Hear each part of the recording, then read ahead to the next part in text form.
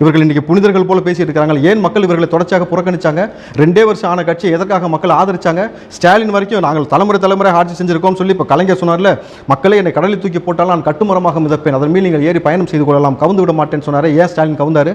அவர் பிள்ளைவே என் மேலே கரையேற்றி விடாமல் உட்காந்துருக்காங்க. தொடர்ச்சியாக உதயநிதி அவர்கள் வந்து 200 கோடியை கொண்டு போய் ஃபார்முலா கார்ஸ் நடத்தினார்ல, மக்கள் பணத்தை கொண்டு போய் ட்ராக்ல ஓட்ட வேண்டிய காரை ஊருக்குள்ள இருக்க ரோட்டை பேத்துட்டு நடத்தினாங்கல்ல. இதனால மக்களுக்கு என்ன பயன் கிடைச்சது?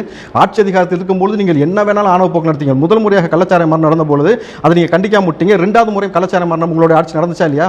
அதை விட குறிப்பாக நான் சொல்றேன், இவர்கள் ஆட்சியில் முதல் முறையாக துணை முதலமைச்சராக உதயநிதி அவர்கள் பதவியேற்ற பிறகு அவர் கலந்து கொண்ட முதல் நிகழ்ச்சி மெரினாவில் ஏர் ஷோ.